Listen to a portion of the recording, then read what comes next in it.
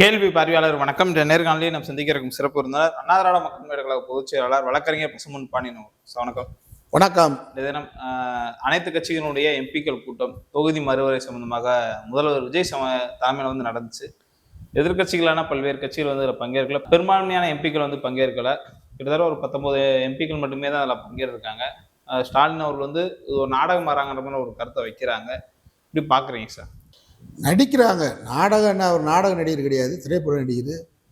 திரைப்படத்தை நடித்தார், இப்போ இங்கேயும் நடிக்கிறாரு.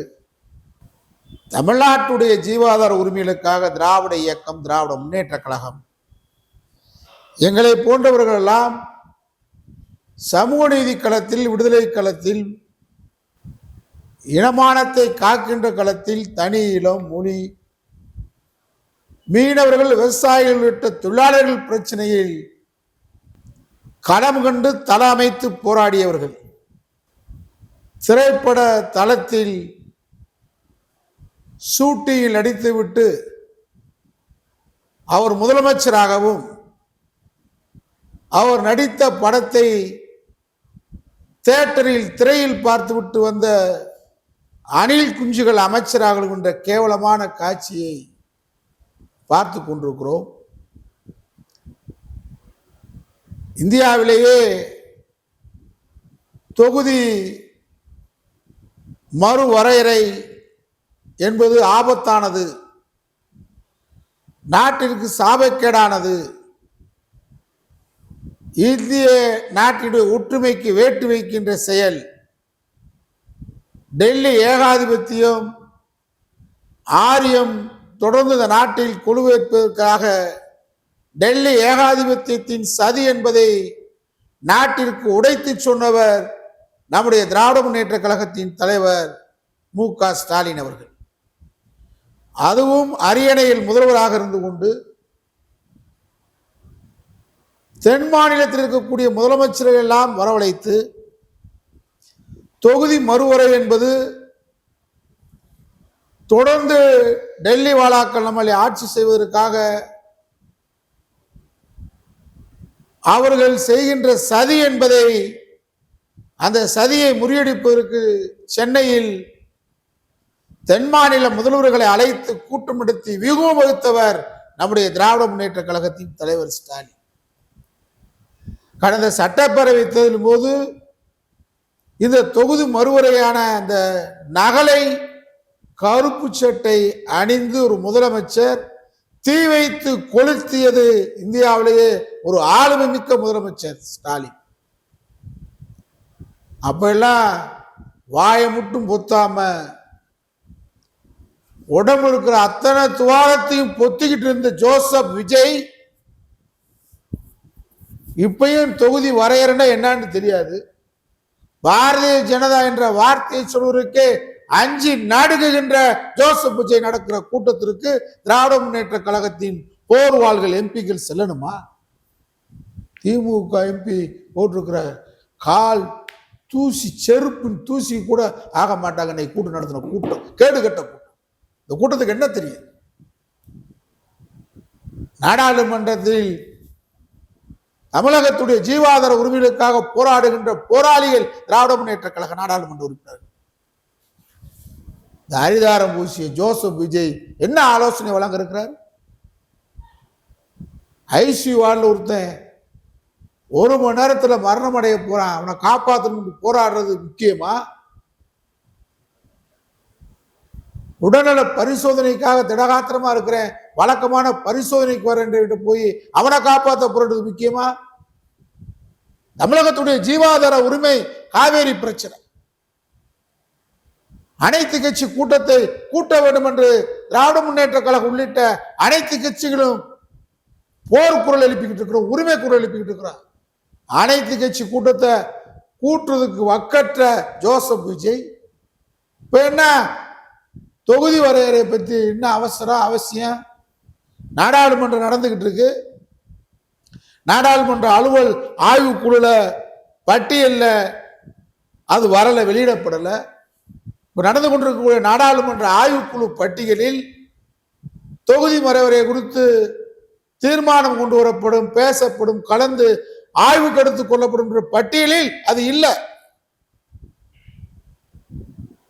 ஆனா கர்நாடகத்தில் இருக்கக்கூடிய முதலமைச்சர், காங்கிரஸ் முதலமைச்சர் சிவகுமார் டெல்லியில ஒன்றிய நீர்வளத்துறை அமைச்சரை சந்திக்கிறார். நாங்க தண்ணி தரமாட்டோம். உச்ச நீதிமன்றம் என்ன, காவிரி ஒழுங்காற்றுக்குழு என்ன, காவிரி மேலாண்மை வாரியம் சொன்ன என்ன, பிரதமர் மோடி சொன்னா என்ன, யார் சொன்னா என்ன, எதற்கும் கட்டுப்பட மாட்டோம் அப்படின்னு சொல்லி ஒன்றிய நீர்வளத்துறை அமைச்சரை சந்திக்கிறார் டெல்லியிலே சிவகுமார், கர்நாடகத்துடைய முதலமைச்சர். டெல்லியிலே அனைத்து கட்சி நாடாளுமன்ற உறுப்பினர் கூட்டத்தை கூட்டுறார். பாரதிய ஜனதா கட்சியும் காங்கிரசும் கீரியும் பாம்பு மாதிரி இருக்காங்க கர்நாடகத்தில். ஆனா காவேரி நீர் ஒரு சொட்டு தண்ணி தரமாட்டேன்னு சொல்றதுல பாஜகவும் காங்கிரசும் ஒன்னா நிக்கிறாங்க நாடாளுமன்றத்தில் உறுப்பினர். உடனே பெங்களூருக்கு வந்து அங்கே அனைத்து கட்சி கூட்டத்தை கூட்டுகிறார். பெங்களூருக்கு கூடிய முன்னாள் முதலமைச்சர்கள் எடியூரப்பா இருக்கட்டும், குமாரசாமியா இருக்கட்டும், தேவகவுடாவா இருக்கட்டும், அனைவரும் பாஜக, மதச்சார்பற்ற ஜனதாதள, காங்கிரஸ் அனைத்து ஓரணியில் நின்று தமிழகத்திற்கு ஒரு சொட்டு தண்ணீர் காவிரி நீர் கொடுக்க மாட்டோம் என்று தீர்மானத்தை போடுறாங்க. இங்க அனைத்து கட்சி கூட்டத்தை கூட்டுறதுக்கு ஜோசப் விஜய்க்கு என்ன தயக்கம், என்ன பயம், அச்சம்? பாரதிய ஜனதா தயவால் ஆட்சி நடந்து கொண்டிருக்கிறது, ஜோசப் விஜய் ஆட்சி. அதனால பாஜக ஒன்றிய அரசை பகைக்க விரும்பவில்லை. பாஜக என்ற வார்த்தையை சொல்றதுக்கே அஞ்சுகின்ற ஒரு கோழை கூட்டம் தாவேகா. நீ ஒரு கூட்டம் நடத்திருக்கிற கூட்டத்துக்கு போகணுமா?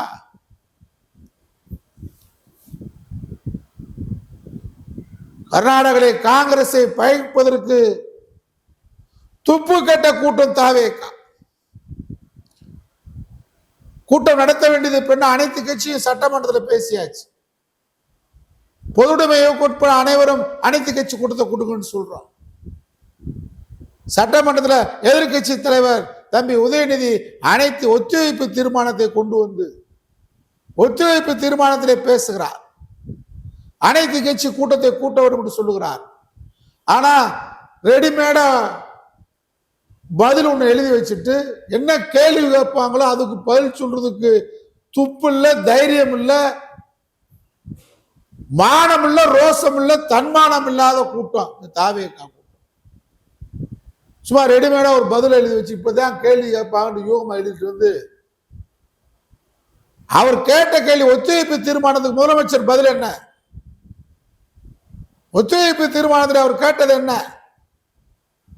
அனைத்து கட்சி கூட்டத்தை கூட அங்க உட்கார்ந்துகிட்ட ஒரு அமைச்சர் லாட்ரி மாபியா கும்பலை சேர்ந்த ஆதவர்ஜுனா பேசுகிறார். நாளை நடக்கக்கூடிய எங்கள் முதலமைச்சர் நடத்தக்கூடிய மறுவரையறை தொகுதி மறுவரையறை கூட்டத்துக்கு நீங்க வருவீங்களான்னு கேள்வி கேட்கிறார். கல்யாண வீட்டுக்கு வரையாண்டு கேட்டா என் வீட்டு பக்கத்து துக்க வீடு இருக்கு அங்க வரையாண்டு கேட்கிற. சென்னைக்கு வரையாண்டு கேட்டா கன்னியாகுமரிக்கு போகுமான்னு கேட்கிற. மேற்கே போகும்னா வடக்க போகும்னு கேட்கிற. எம்பிக்கள் கூட்டத்துக்கு ஜோசப் விஜய்க்கு என்ன தகுதி இருக்கு, என்ன யோக்கியம் இருக்கு, என்ன வீரர் இருக்கு, என்ன தெம்பு இருக்கு, திராணி இருக்கு, முதல்வர் ஆளுமை இருக்கு, முதலமைச்சர் என்ன முதலமைச்சருக்கான தகுதி இருக்கா? சட்டமன்றத்தில் கேட்கிற கேள்விக்கு பதில் சொல்றதுக்கு துப்பு இருக்கா? எதிர்கட்சி தலைவர் கேட்கிறார்ல கேள்வி, என்ன பேசுறீங்க? பதில் பேசுறீங்க. திமுக சட்டமன்ற உறுப்பினர்கள் சரியில்லைன்னு என்னுடைய கருத்து. அழகா பேசினாரே ரகுபதி, முன்னாள் சட்டமைச்சர், திமுக சட்டமைச்சர் ரகுபதி கேட்ட கேள்விக்கு உன்னால பதில் சொல்ல முடிஞ்சா? பேச விட்டீங்களா? ஆங்கில பத்திரிகையில செய்தி வந்திருக்கு. காங்கிரஸ் கட்சி சேர்ந்த மயிலாப்பூர் பார்ப்பனர் பிரவீன் சக்கரவர்த்தி காங்கிரஸ் இந்த ஆட்சியை நடத்தி கொண்டிருப்பதாக ஆலோசனை இருப்பதாக செய்தி வந்திருக்கிறேன்னு கேட்கிறாரு. வெளியில் இருக்கிற நபரை பத்தி பேசக்கூடாது, சபாநாயகர் விளக்கம் சொல்றீங்க.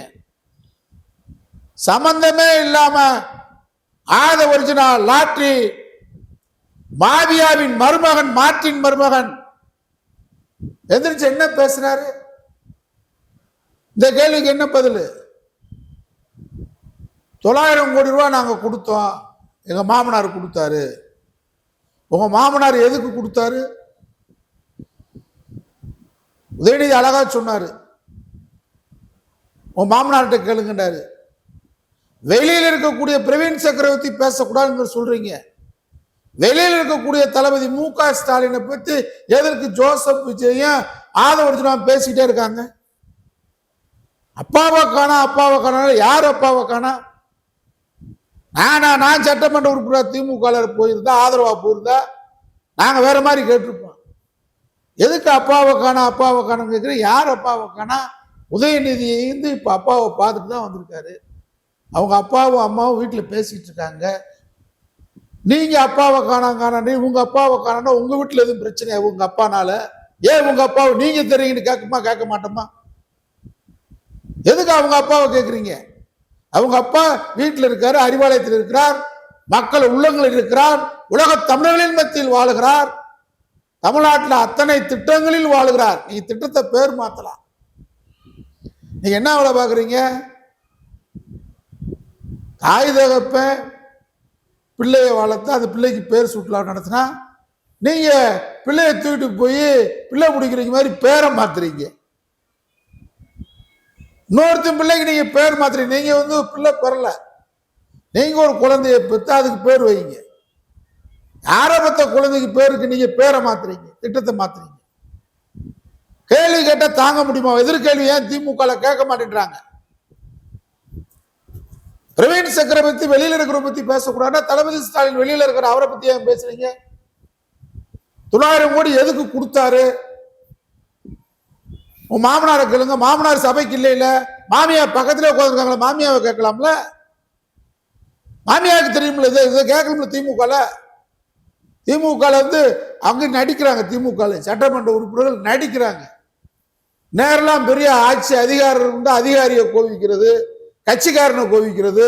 பெரிய மீசக்காரன் நேரு அப்படியே கட்ட பஞ்சாயத்து மாதிரி பேசுறாரு. அவன் தான் வம்புக்கு இழுக்கிறாங்க, இல்ல மடியை பிடிச்சி வம்புக்கு இழுக்கிறான். தளபதி ஸ்டாலின பேசுறான்.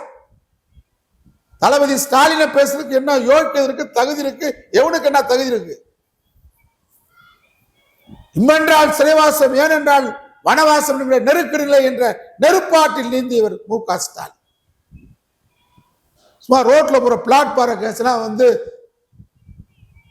ஆடி காற்றில் கோபுரத்தில் உட்கார்ந்து இருக்கிற எச்சி இலைகள் எல்லாம் குப்பைகள் எல்லாம் சட்டமன்றத்தில் கொண்டு தளபதி ஸ்டாலினை பேசுறாங்க.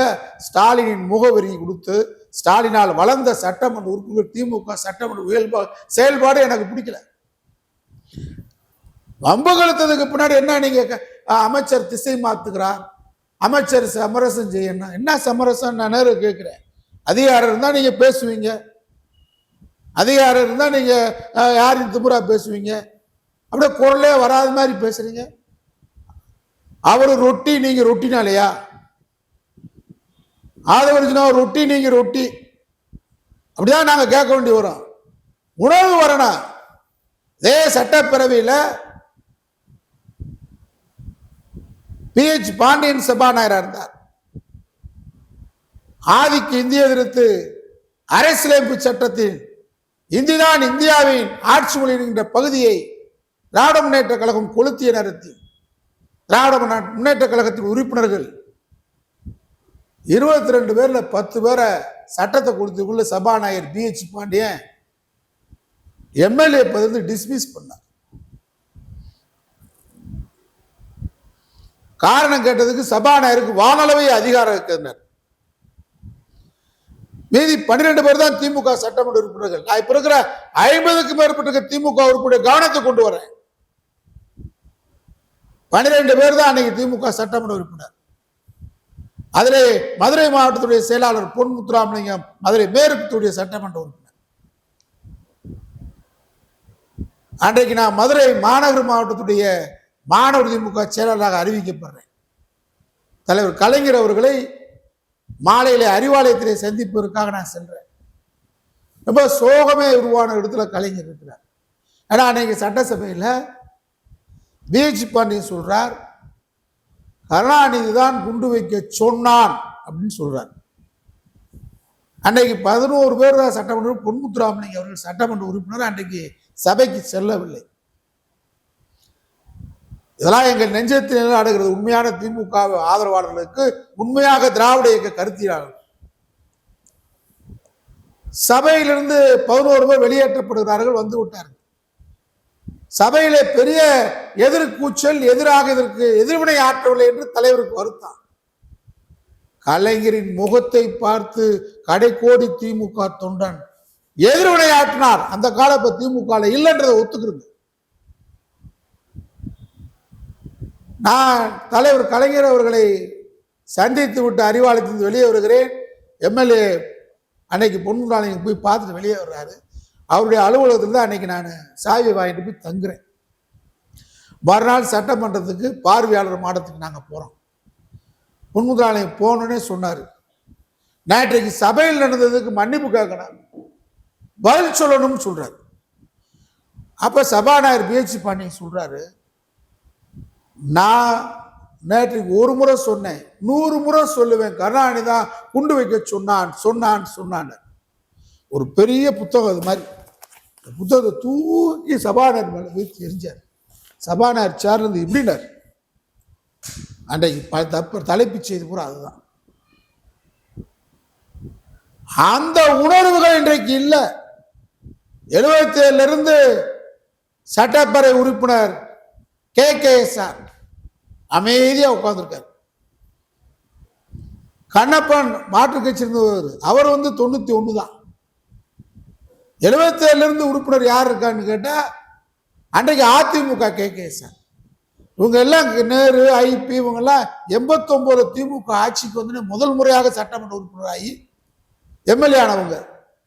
நாங்க அதுக்கு முன்னாடி அரசியல் களத்தில் பார்த்தவங்க சுப்பு, ரஹ்மான் கான், துரைமுருகன், எம்ஜிஆர், மக்கள் அடுத்த எம்ஜிஆர், பெரும்பான்மையான சட்டமன்ற உறுப்பினர்கள் தாமரக்கணி போன்றவர்கள், நெகமம் கந்தசாமி போன்ற ரவுடிகள் அவங்களாம் இளைஞராக இருக்கிற காலகட்டத்திலே 48 திமுக உறுப்பினர்கள், 22 திமுக உறுப்பினர்கள் கலக்குனாங்க சட்டமன்றத்தை. இன்னும் சொல்ல வேண்டாம், பரிதி இளவழுதி ஒரே ஆளு ஒரு சட்டமன்ற உறுப்பினர் சட்டசபையை கலக்குனாரு. 50 பேருக்கு மேல உட்கார்ந்துருக்கீங்க, இந்த தானா குணாவை சட்டசபை நடத்த விடலாமான்னு கேட்கிறேன்.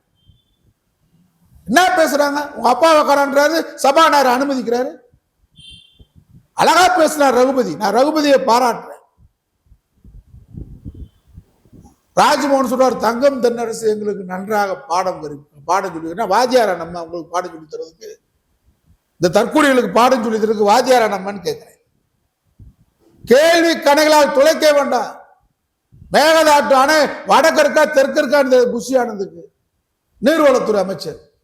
தமிழ்நாட்டில் திருத்தலிருந்து கன்னியாகுமரி வரைக்கும் ரூட்டு போட தெரியுமா புஷி ஆனதுக்கு? ஏரினா என்னன்னு தெரியுமா புஷிக்கு? குளம் குட்டை ஊருன்னா என்னன்னு தெரியும் சொல்லுங்க புஷி ஆனதுக்கு. 7 பக்கம் படிக்க ஒரு வார்த்தை கூட சுயமா பேச தெரியல. கேடுகட்ட நாடு இந்த நாடு. ஆனா என்ன கூட்டம்? மேகதாட்டு அணைக்கு அவசரமான கூட்டத்தை போடாம, மேகதாட்டு அணை தான் முக்கியமான பிரச்சனை, திசை திருப்பூருக்காக, காங்கிரஸுக்கு எதுக்க கூடாதுக்காக, பிஜேபி எதுக்க கூடாதுக்காக திராவிட முன்னேற்ற கழகம் வலுவா சொல்லிருச்சு. என்ன சொல்லிருக்கா? அவங்க நகல் கொடுக்கட்டும், பட்டியல் எடுத்தான். திமுக திமுகவோட நீங்க கிழிச்சிருவீங்களா? எமர்ஜென்சி எதிர்த்து திமுக நெருக்கடி நிலைய அது மாதிரி ஆதவர்ஜுனா பொய்யா பேசினார். மேகதாட்டு அணைக்கு எதிராக திமுக 3 மனு தாக்கல் பண்ணாங்க உச்ச நீதிமன்றத்தில். சரியா வாதாடல, தள்ளுபடி பண்ணல. அவங்க இன்னும் திட்ட அறிக்கையை மேகதாட்டு அணை கட்டுறதுக்கு திட்ட அறிக்கையை சமர்ப்பிக்கவில்லை கர்நாடகா. ஆகவே கால அவகாசம் எடுத்துக்கொள்ளும் என்று உச்ச நீதிமன்றம் சொல்லியிருக்கு. தற்கூறிகளே, இதுக்கு பதில் சொல்ல வேணாமா? அப்பாவை காணோம்னா எங்க அப்பா வீட்டுல இருக்காரு, நீங்க எதுக்கு எங்க அப்பாவை தருவீங்க? எங்க அப்பா அதனால உங்க வீட்டுல எதுவும் பிரச்சனையா? இது பாக்கி வச்சுட்டு வந்துட்டாரு உங்க வீட்டுல, இது பிரச்சனை இருக்கான்னு கேட்கணும்ல. எங்க தலைவருடைய அப்பா காணாங்கன்னு என்ன கேட்கறீங்க எதிர்கட்சி தலைவரை? அவர் திராவிட முன்னேற்ற கழகத்தின் எதிர்கட்சி தலைவர். எம்பிக்கள் கூட்டத்தில் கலந்துக்கிறதா வேணாமான்றத திமுக பொதுச் செயலாளர், திமுக தலைவர் தான் அறிவிக்கணும். இவருக்கு என்ன பதில் சொல்லணும்? உதயநிதி பதில் சொல்லிக்க வேண்டியதில்லை. நீங்க கேட்ட கேள்விக்கு அவர் பதில் சொன்னார முதலமைச்சர்? ஒத்துழைப்பு தீர்மானம் கொண்டு வந்திருக்கீங்க, அனைத்து கட்சி கூட்டத்தை மேகதாட்டானை காவேரி பிரச்சனைக்கு கூட்டம், அதுக்கு முதலமைச்சர் பதில் இருந்துச்சா? நீங்க எதுக்கு ஆதவர்ஜனாக்கு பதில் சொல்லணும்? ஆதவர்ஜனா விஷயத்துல எதுக்கு எல்லாம் அது மாதிரி மார்க்கண்டேயன் பேசுறாரு. நவீரபாண்டிய கட்டபொம்மன் பரம்பரை, வஉசி பண்ணிலிருந்து வந்தேன், வரவேற்கிறேன். பேசிட்டீங்கல்ல, பேசுறதுக்கு பேர் என்ன மன்னிப்பு? இது வஉசி பரம்பரையா? இது வீரபாண்டிய மண்ணிலிருந்து வந்ததுக்கு அர்த்தமா? நெற்கட்டி சேவல் பூலித்தவன் மண்ணிலிருந்து பிறந்ததுக்கு அர்த்தமா? சுந்தரலிங்கம் பிறந்த மண்ணிலிருந்து பிறந்ததுக்கு அர்த்தமா? என்ன மன்னிப்பு? பேசுற மாதிரி இருக்கணும். முதலமைச்சரை பார்த்து அங்கிள் பேசினாரு, ஜோசப் விஜய் மன்னிப்பு கேட்டாரா? முதலமைச்சரை பார்த்து சார் அப்படின்னாரு, மன்னிப்பு கேட்டாரா? எதற்கு மன்னிப்பு? பேசுன மாதிரி இருங்க. சபாநாயகர் விளக்கம் சொல்றாரு. நான் ஒரு வழக்கு நடந்து வெளியே அவதூறு வழக்கு இருந்தா அந்த வழக்கு சம்பந்தமா சபாநாயகர் நடவடிக்கை எடுக்க முடியாது. ஏவா வேலு, நேரு அவங்களை எடுத்து தாவே கேஸ் இருந்து யாரும் பாயிறதில்லை. ரகுபதி பேசும்போது எத்தனை பாய்ச்சல்! அவருக்கு திமுக சட்டமன்ற உறுப்பினர்கள் ஆதரவா இல்ல. திமுக வலுவான முறையில மக்கள் பிரச்சனை கேள்விகளுங்க. நீங்க அவங்களுக்கு பாடம் எடுக்க வேண்டிய அவசியம் இல்லை. தங்கத்தனரசு மென்மையானவர் எனக்கு வேண்டியவர் தான். தாவேக்காக நம்ம பாடம் எடுக்க வேண்டியதில்லை, பாடம் கற்பிக்க வேண்டும். இந்த தற்கொலை கூட்டத்துக்கு நான் பாடம் நடத்த வேண்டியதில்லை, பாடம் கற்பிக்கணும். சரியான பாடத்தை இந்த தற்கொலை கூட்டத்துக்கு கற்பிக்கணும். அதை திமுக மேல நடிக்காதீங்க. தலைவருக்காக உயிரை கொடுப்போம். நான் சொன்ன பொன்முத்ரான் எப்படி நடந்து கொண்டார், சுப்பு எப்படி நடந்து கொண்டார், துரைமுருகன் எப்படி நடந்து கொண்டார், ரஹ்மான் கான் எப்படி இருந்தாரு. இன்னைக்கு அப்படி வாங்க. அவர் வம்புக்கு இருக்கிறாரு ஆதவர்ஜனா. இது பிரச்சனை தேவையா? ஓபிஎஸ் கூட எந்திரிச்சு விளக்கம் சொன்னாரு. பார்ட்டி ஃபண்ட்ன்றது எல்லா கட்சியும் கொடுப்பாங்க. ஊழலே இல்லையா நீங்க? லஞ்சமே இல்லையா நீங்க? தாவேக்கால மாவட்ட செயலாளர் என்ன வேலை பார்க்குறாங்க? பூரா டிக்கெட், விஜய் படத்துக்கு டிக்கெட் எடுத்து தியேட்டருக்கு போயிட்டு இருந்தாலுங்க. இப்ப பூரா ஆட்சிக்கு வந்து 85 நாள்ல தமிழ்நாடு முழுவதும் தாவேக்காரங்க கார் எத்தனை கார் வாங்கியிருக்காங்க? பூரா மாவட்ட செயலர், மகளிர் அணி, சாதாரண ஆளு கூட நூற்றுக்கணக்கான கார் மதுரையில மட்டும் இருக்கு, சென்னையில இருக்கு, நூற்றுக்கணக்கான கார் எடுத்திருக்கா. லஞ்சம் வாங்காம. மாவட்ட செயலாளருக்கு என்ன வருமானம்? தாவேக்கா மாவட்ட செயலாளருக்கு, பகுதி செயலாளருக்கு, ஒன்றிய செயலாளருக்கு என்ன வருமானம்? பூரா புது கார் இறக்கி புது கடி கட்டி போறான். எப்படியா காசு வந்துச்சு லஞ்சம் வாங்காம? நீங்க லஞ்சத்துக்கு அப்பாற்பட்டவங்களா? ஊழலுக்கு அப்பாற்பட்டவங்களா? ஆதாரத்துடன் நிரூபிக்கலாம்ல. ஏன் ஆதாரத்துடன் பேசுங்க. கான்ட்ராக்ட் காட்ட பூரா பணம் வாங்குறான்.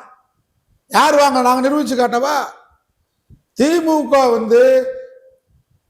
ஒரு நாள் உங்களுக்கு 50 பேர் இருந்தா அவங்க ஓடணும் 108 பேர்.